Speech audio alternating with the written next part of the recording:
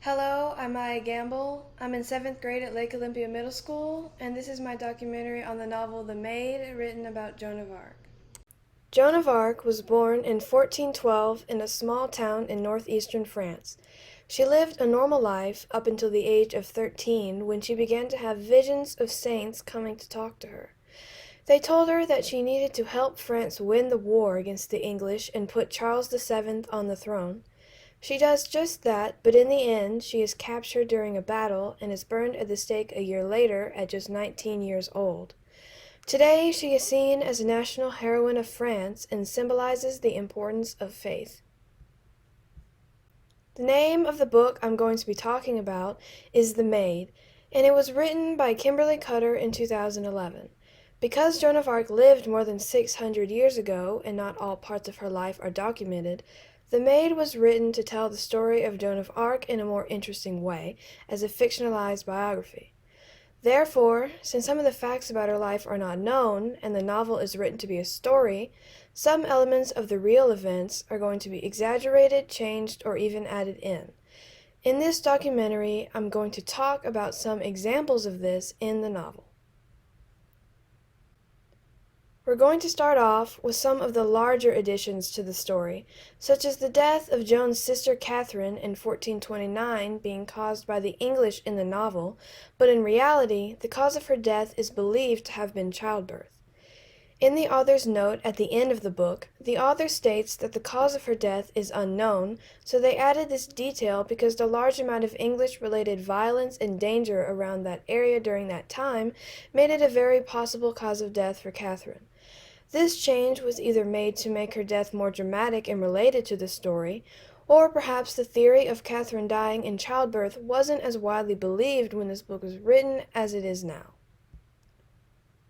Another large detail that was added to the story was the death of Bertrand de Poligny during a battle Joan had been on the front lines of. Joan had known Bertrand since he escorted her to meet future King Charles for the first time. Looking to the author's note again, it stated that this death was added entirely for dramatic purposes and did not really occur during this battle in real life. I think this was probably added in order for Joan to have to give another sacrifice for fighting in the war and to give her more motivation. One last major thing that was added into the story was a dream about God that Joan had after she was captured by the English that convinced her to put her men's clothes back on after she signed a document saying that she wouldn't, even if it meant she would be burned at the stake. I believe this was added to make a more dramatic and interesting reason for Joan to put the clothes back on, because in reality I've seen a few sources state that she did it because it felt more comfortable for her, or because her voices came back to her.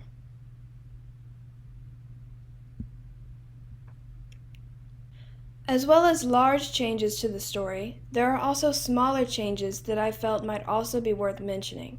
A couple small changes or differences include Jeannie, or Joan, having her first vision of saints at the age of 12 in the novel, while most sources outside of it tend to lean more towards her being 13 years old when that happened. This is probably just the author's opinion on when this happened in her story.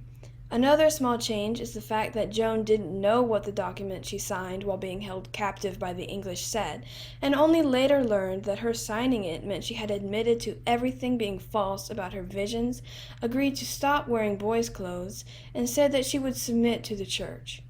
In a lot of other sources I found, they state that she signed the paper knowing what it said, and only signed it because she did not want to be executed. This information might not be entirely agreed upon, or maybe it was changed to fit the storyline slightly better in the novel. Remember, these changes were made because this is supposed to be a story, not a biography on Joan of Arc's life. A lot of these things aren't known for sure, so it had to be improvised to make the story flow, and some of them were needed to make the story more compelling for readers. Even with these differences, though, a lot of the novel is very accurate to what actually happened and what it was actually like for Joan of Arc. Personally, I think these modifications helped the story's flow a lot, but still kept the main premise and facts about the story intact. In conclusion, this novel really helped me understand Joan of Arc as a real person and not just someone in a nonfiction book with facts about her and nothing else.